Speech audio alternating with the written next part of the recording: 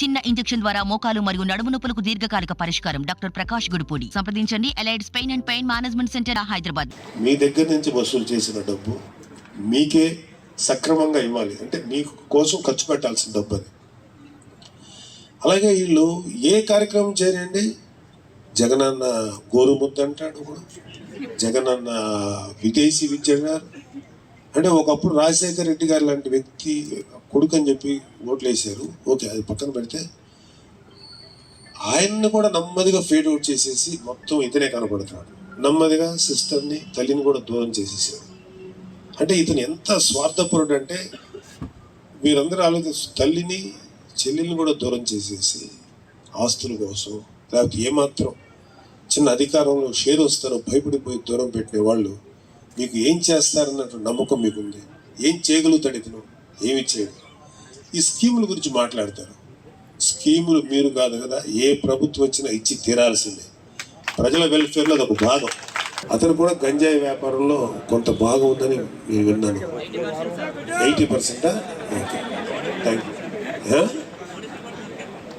పోలీసులు కూడా దొరికారు. ఏంటిది ఇది అంటే, వీళ్ళందరినీ ఏంటంటే ఒకటే గుర్తుపెట్టుకోవాల్సింది, మనం ఇండస్ట్రీస్ తీసుకొచ్చి అన్నీ చేసిన తర్వాత దానికంటే ముందు గంజాయి వ్యాపారాన్ని ఐరన్ హ్యాండ్ తోటి తొక్కేస్తాం, లా అండ్ ఆర్డర్ని ఇంప్రూవ్ చేస్తాం. ఎవడైతే గంజాయి లాంటి స్మగ్లింగ్ చేసి, ఎవడైతే గంజాయి మీద ప్రజల జీవితాలతో ఆడుకుంటున్నారో వాళ్ళందరినీ ఖచ్చితంగా మెడబెట్టి లోపల తోస్తాం. దీంట్లో డౌటే లేదు, గుర్తుపెట్టుకోండి.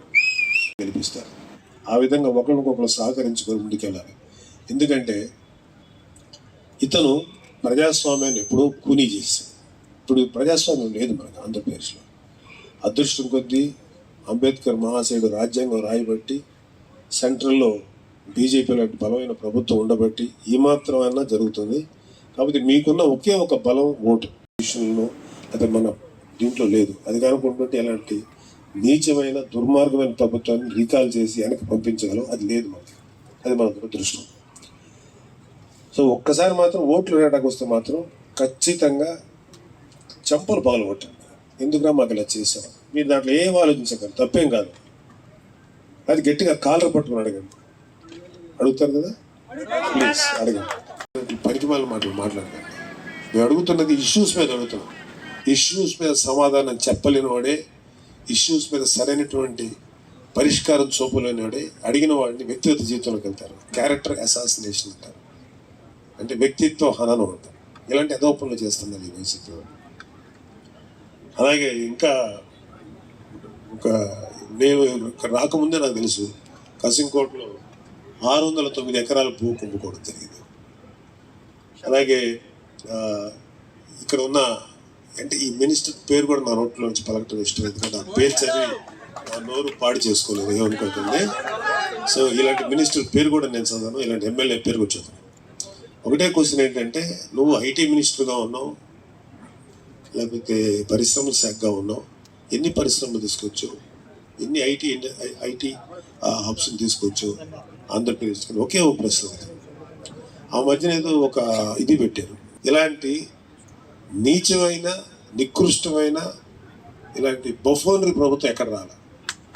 ఖచ్చితంగా మీరు అందరూ గమనిస్తే వీళ్ళ మీద వచ్చిన ట్రోల్స్ ఎవరి మీద రాలి. ఇక్కడ ఒక మినిస్టర్ అంటాడు, రోడ్లు బాగాలేకపోతే రోడ్లు అవసరమా మనకి, స్కీములు అవసరమా అంటాడు. రోడ్లు అవసరం లేకపోతే ఎట్లాగా? కొన్ని వందల మంది చచ్చిపోతున్నారు రోడ్ల మీద, సరైనటువంటి రోడ్లు ఏర్పాటు లేకపోవడం వల్ల రహదారులు నాశనం అయిపోయాయి.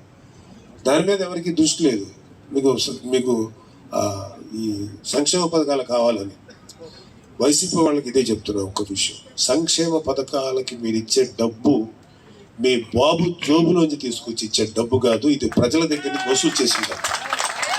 మీరేదో దానకర్ణుల్లాగా మీ జీవితాంతా త్యాగం చేసినలాగా బిల్డప్లు ఇవ్వక్కర్లా. కానీ మీరు అందరూ కూడా అర్థం చేసుకోండి అమ్మా. కాకపోతే పేర్లు మారచ్చు, కొంత అమౌంట్ పెరగచ్చు, 1% అటు ఇటు ఉన్నా సరే ఖచ్చితంగా మీరు చేసేటువంటి వెల్ఫేర్ కార్యక్రమాలు చేస్తాం. దానికంటే మించి మన ప్రతి చోట, రాష్ట్రంలో ప్రతి చోట ఇండస్ట్రీస్ పెడతాం. ముఖ్యంగా యువతి యువకులు వాళ్ళ ఎనర్జీని సరైన దిశలో పెట్టకపోతే ఇక్కడ మనకు తెలుసు కదా గంజాయికి ఎలా బానిసలైపోయి ఎంతోమంది యువత నాశనం అయిపోతున్నారు.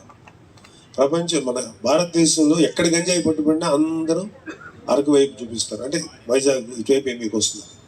ఒక్కోసారి బయటికి వెళ్ళినప్పుడు తలదించుకోవాల్సి వస్తుంది. ఏంటి రమ్మ వీళ్ళు చేసే పని, వీళ్ళు చేసే గంజాయి వ్యాపారం, వీళ్ళు చేసే గంజాయి మాఫియాకి మనం బలైపోతున్నాం ఏంటి? నిజంగా మన ప్రజల సంక్షేమం కోసం పనిచేస్తుంటా. మరిన్ని వీడియోస్ కోసం ఛానల్ ని సబ్స్క్రైబ్ చేయండి, లేటెస్ట్ అప్డేట్స్ కోసం వాట్సాప్ ఛానల్ ని ఫాలో చేయండి అండ్ లింక్ డిస్క్రిప్షన్ లో ఉంది.